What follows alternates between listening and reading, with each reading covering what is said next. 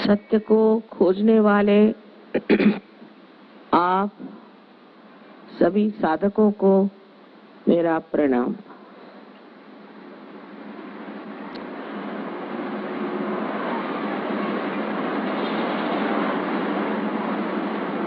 ये तो मान लेना पड़ेगा कि हमने अभी तक केवल सत्य को प्राप्त नहीं किया, एब्सोल्यूट ट्रूथ को प्राप्त नहीं किया।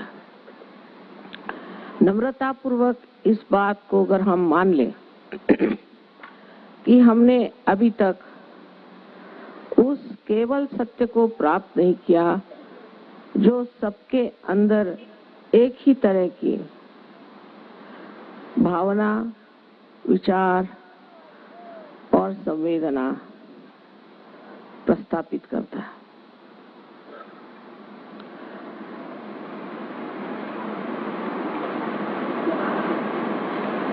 इसका कारण जो भी हो वो तो बाद में देखा जाएगा, पर अगर हम अपने बारे में सोचें तो मानव जाति में अभी तक वो स्थिति नहीं आई है कि वो केवल सत्य को जाने। अगर वो केवल सत्य को जानता होता तो ये आज नाना प्रकार के झगड़े, नाना प्रकार के विवाद और अनेक तरह की विचारधाराएं और प्रणालियां न चल पड़ती। सब लोग एक ही चीज को मानते, क्योंकि एकमेव केवल सत्य को हम जानते नहीं हैं। इस अंधेपन में जिस तरह एक हाथी को 6 अंधे ढूंढने गए थे और उन्होंने 6 प्रकार से जाना था, उसी प्रकार हम सत्य को, रियलिटी को जानते हैं और इसीलिए ये सारी आफत मची हुई है।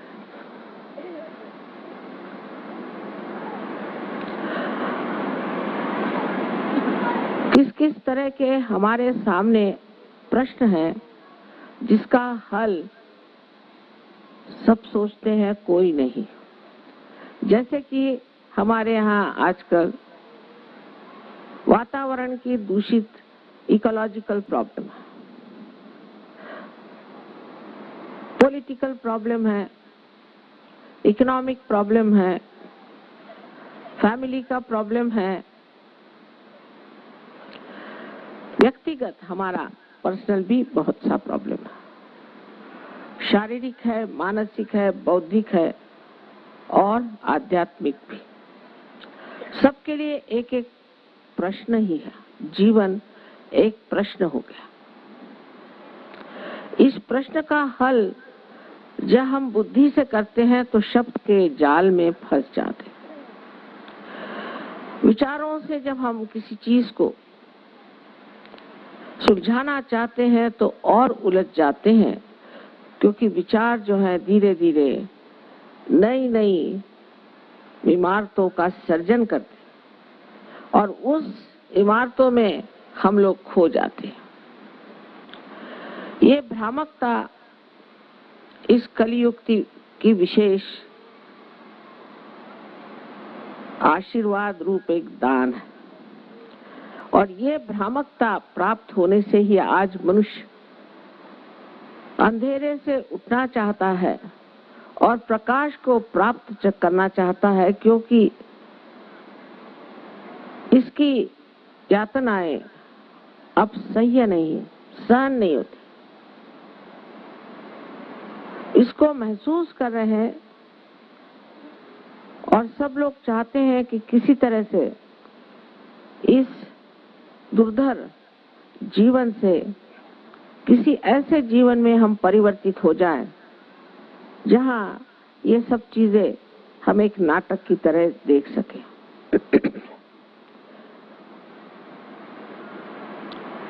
जब हम साइंस की ओर बढ़ते हैं और पाश्चिमात्य देशों का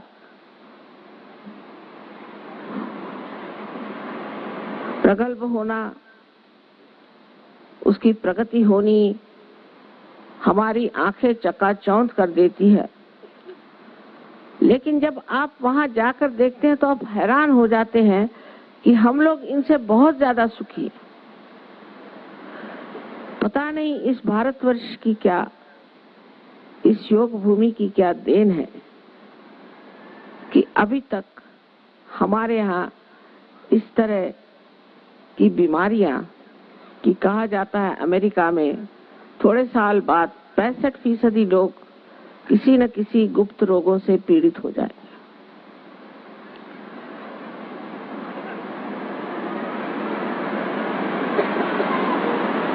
इस भारतवर्ष के परम आशीर्वाद से ही अभी तक हम लोगों में नैतिकता का भाव बहुत जबरदस्त है। आप विश्वास नहीं कर सकते कि ये जो प्रगल्भता बाहर हुई है और जो प्रगति दिखाई देती है, ये बिल्कुल विनाश के ओर जाने वाली प्रगति है। और इंसान को प्रगति इस तरह से अगर करनी हो तो बेहतर है वो प्रगति न करे। इसके बारे में पिछली मर्तबा मैंने आपसे बताया था कि किस प्रकार ये प्रगति बढ़ रही है। लंदन शहर में हर हफ्ते 2 बच्चे माँ बाप मार डालते हैं। तो ऐसी जगह कैसे लोग रहते होंगे ये आप समझ सकते हैं। और भी बहुत गंदी बातें बच्चों के साथ हो रही हैं जिसका आप लोग अंदाज ही नहीं लगा सकते, आपके दिमाग में भी नहीं आ सकते, आप सोच भी नहीं सकते, क्योंकि आपकी अभी तक इतनी प्रगति नहीं हुई है।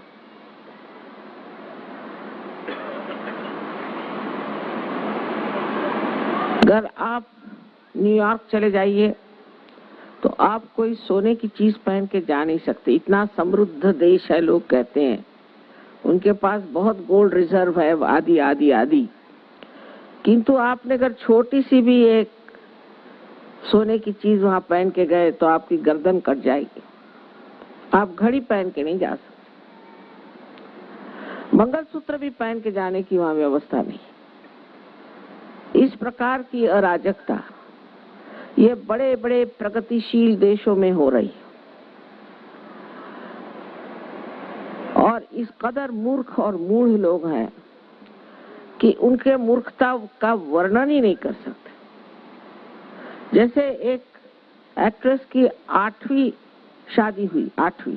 अपने यहाँ अगर किसी की दूसरी शादी हो तो लोग उसका मुंह नहीं देखेंगे, उसको घर में नहीं आने देंगे।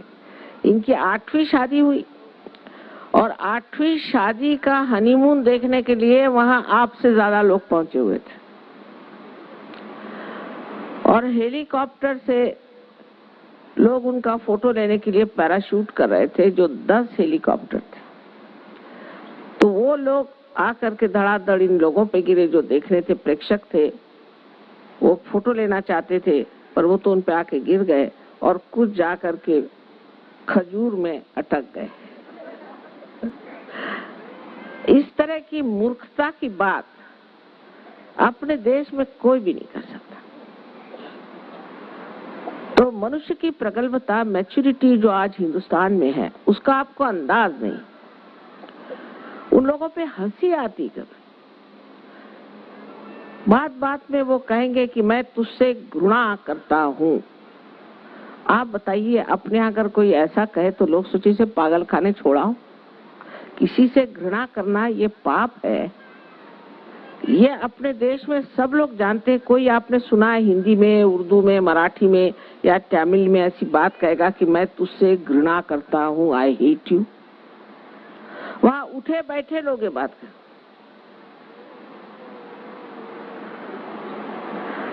इन लोगों में कौन सा कल्चर है, कौन सी संस्कृति है, मैं आज तक समझ नहीं पाया। और इस कदर गंदगी के और बढ़े चले जा रहे हैं। किसी भी तरह की नैतिकता की वहां बात नहीं कर सकते, ना कोई समझ सकता।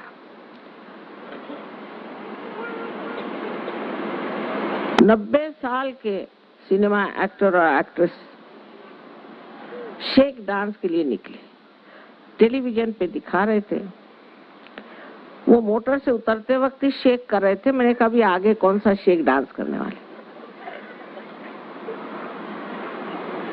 इन लोगों की जो दुर्दशा है वो अगर आप वाकई एक साक्षी स्वरूप होकर देखें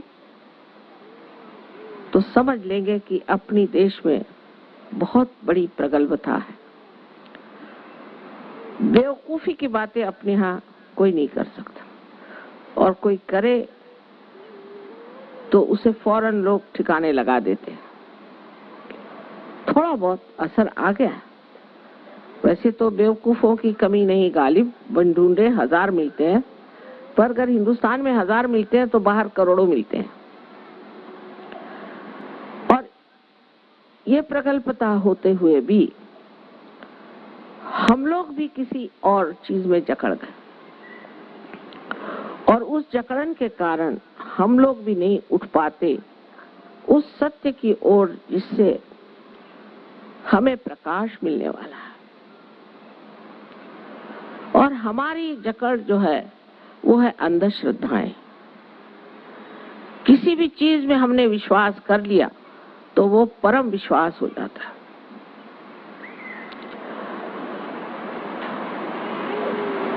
किसी पर विश्वास करो या न करो, जब तक आपने किसी चीज को खोज नहीं निकाला तब तक किसी को विश्वास करने से भी कुछ लाभ नहीं, और विश्वास नहीं करने से भी कोई लाभ नहीं। तो जब हम सत्य की खोज पे निकले हैं तो पहले जान लेना चाहिए कि सत्य क्या है। इस सत्य को भी अगर आप देखें तो हर एक धर्म में कहा गया, किसी भी धर्म में खराबी नहीं। आप इस्लाम को पढ़िए तो सोचिएगा कितना उत्तम धर्म है।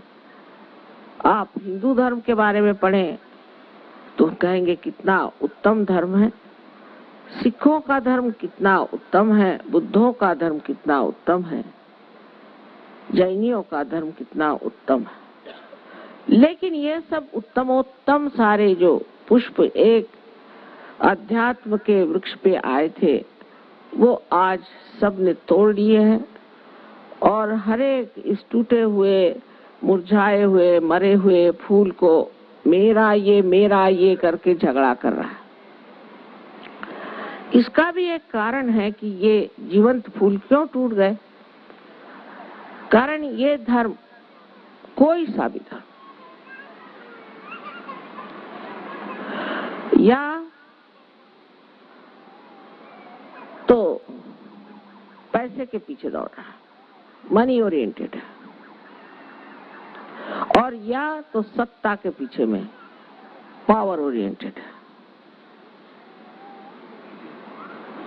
लेकिन कोई भी आत्मा के तरफ ध्यान नहीं दे रहा। जो सब धर्मों में कहा है कि आत्मानुभव लिए बगैर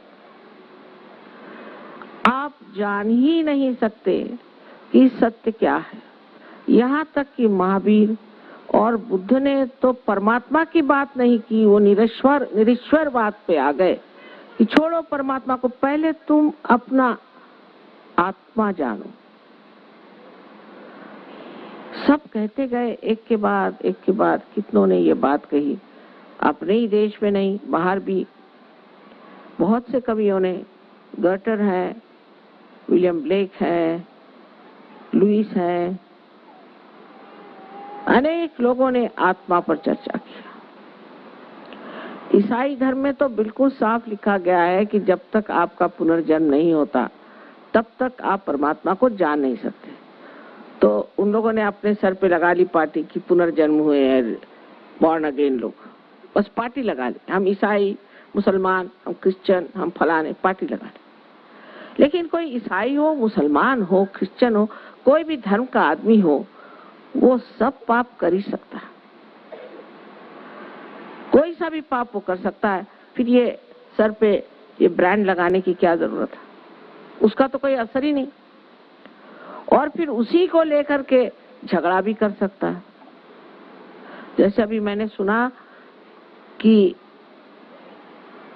अजरबैजान को, वहाँ के लोग जो अजरबैजान हैं, उनको आर्मेनियंस ने मारा और मारने से पहले वो बाइबल पढ़ते थे। बताइए, ईसा मसीह जिसने क्रूस पर सबको माफ कर दिया, वो ईसाई लोग बाइबल पढ़ के जाके सबको मारते थे क्योंकि आप मुसलमान। इस बेअक्ली का कारण एक ही है कि धर्म की जो नींव है वो सत्य पर नहीं, असत्य पर है।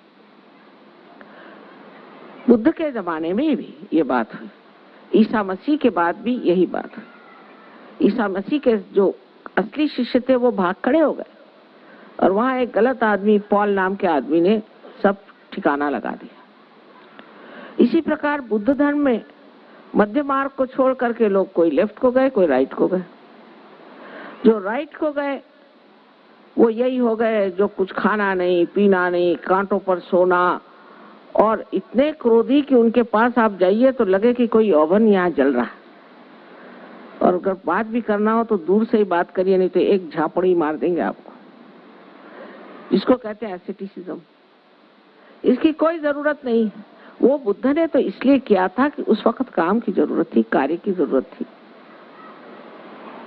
और दूसरे हुए वो तांत्रिक बने घूम रहे हैं। मैंने सुना दिल्ली में बहुत से तांत्रिक घुसे हुए हैं और सब लोग इन तांत्रिकों के चरण सेवा कर रहे हैं, लेकिन जब ये चरण सेवा उनको प्राप्त होगी तब उसके जो परिणाम होंगे वो आप लोग उठा नहीं सके। इन तांत्रिकों से भी बहुत ज्यादा जकड़ हो गई है। इन सब से बच के रहना चाहिए। ऐसी ऐसी ये बीमारियां फैलाते हैं, ऐसी ऐसी तकलीफें देते हैं, क्योंकि सारे में पैसे का तो अनुभव है। सबको पैसा चाहिए। 100 रुपया यहाँ रखिए, 200 रुपया आप रखिए, 1000 रुपया आप रखिए, तो आपके माताजी के पास स्वर्ग में हम एक गाय पहुंचा देंगे। ऐसा कौन सा एरोप्लेन है भाई जो ऐसा कार्य करता है? पर हमारे यहाँ है। इस चीज का विश्वास हम लोग करते हैं और ऐसा कार्य हमने किया है। इस जकड़न से भी निकलना बहुत जरूरी है कि समझना कि सत्य में मनुष्य को आत्मा ही के रूप पर, आत्मा ही के ओर उतरना। किसने नहीं कहा है काहे रे बन खोज न जाई, सदा निवासी सदा अलेपा, तो है संग समाई।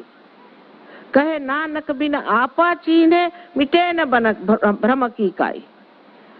जब आप आपा को चीनेंगे तभी आप खालिस होएंगे। अपने ऐसी ब्रांड लगाने से कोई खालिस नहीं हो सकता। खालिस का मतलब है शुद्ध होना, और शुद्ध होने के लिए कुंडलिनी है। ये साक्षात लिखा हुआ है। कबीर दास जी ने तो इतना लिखा हुआ है, पर उसको भी लोग अपने तरह से लगाते हैं।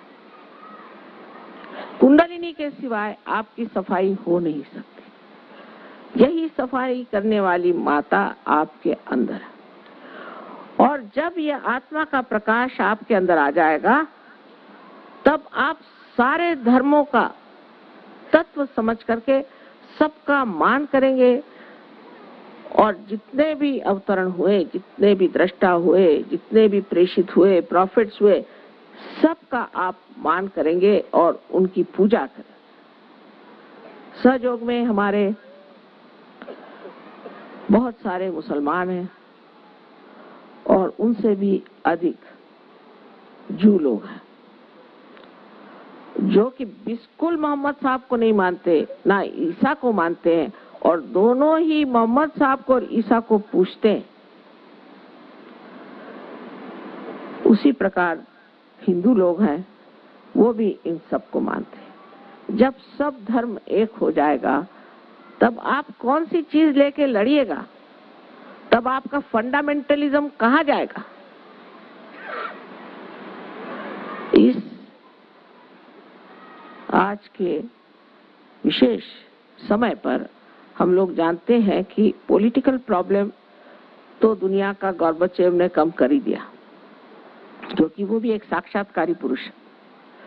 लेकिन जो ये फंडामेंटलिज्म का प्रश्न है वो सहयोग तोड़ेगा। बगैर सहयोग के ये प्रश्न टूट नहीं सकेगा।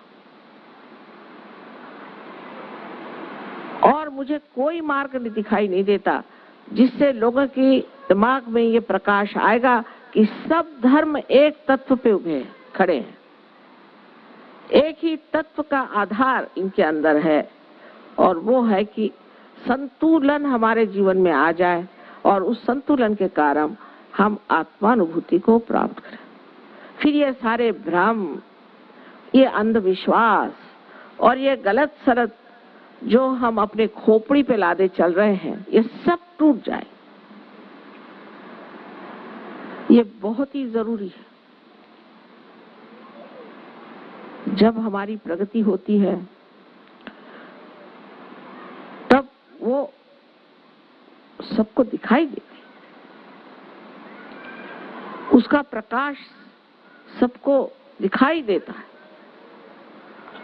उसका असर सब पर आता है। आज जो चक्रों के बारे में आपको बताया गया है, ये वास्तविक आपके अंदर पूरा बना हुआ ऐसा यंत्र है। ये आपकी उत्पत्ति से लेकर के जो आपकी उन्नति हुई है इवोल्यूशन में, वो सारी की सारी इन चक्रों में है। और अब आखिरी थोड़ा सा और आपको चढ़ना है, थोड़ा सा। जब आपकी कुंडलिनी जागृत हो करके और आपके ब्रह्मरंध्र को छेद दे, उसी के साथ साथ क्योंकि आपका शारीरिक, मानसिक, बौद्धिक और आत्मिक जितना भी कुछ कार्य है वो यही चक्र करते हैं, इसलिए जैसे ही कुंडलिनी आपके इन चक्रों में जागृत हो जाएगी, वो उसको प्लावित करेगी, नरिश करेगी और उसको समग्र करेगी, उन चक्रों को पिरो देगी एक धागे में। माने आप में समग्रता आ जाएगी, इंटीग्रेशन आ जाएगा। और आपके सेंट्रल नर्वस सिस्टम पर, आपके मज्जा तत्व पर आपको महसूस होगा, सत्य आपको महसूस होगा। अब सत्य क्या है? एक तो सत्य ये है कि आप शरीर, मन, बुद्धि, अहंकार आदि कुछ नहीं, आप शुद्ध आत्मा है। बहुत ऊंची चीज है, गौरवशाली, सौंदर्यशाली, ऐसी एक महान आप व्यक्ति है, किंतु अज्ञान की वजह से ढक गई। और दूसरा सत्य यह है कि चारों तरफ फैला हुआ परम चैतन्य, इसको आप रूह कहिए, all pervading power of God's love कहिए, चाहे जिस भी नाम से लीजिए, और निराकार की भी बात करें तो वो जो परम चैतन्य है, जो ये सारे सुंदर फूलों को बनाते, सारा जीवंत कार्य जो ये शक्ति करती है, उसको आप पहली मर्तबा अपने उंगलियों पर तक जान सकते हैं। यानी आपकी जो चेतना है, अवेयरनेस है, उसमें एक नया आयाम, न्यू डायमेंशन आ जाता है, जिसमें आप महसूस करते हैं। इस शक्ति को आपने पहले कभी जाना नहीं, कुंडलिनी के जागरण के बाद ही आप इस शक्ति को जान सकते हैं, और तभी आप में उसी के साथ साथ आत्मबोध हो जाता है, आत्मज्ञान हो जाता है। मतलब यह है कि आप अपने चक्रों के बारे में जानते हैं पूरी तरह से, और अपने आत्मा के जो 3 महान गुण हैं, केवल सत्य और चित्त का प्रकाशित होना, और तीसरा आनंदमय जीवन, ये तीनों की तीनों आपको प्राप्त हो जाते हैं। इसके अलावा आप एक साक्षी स्वरूपत्व को प्राप्त होते हैं।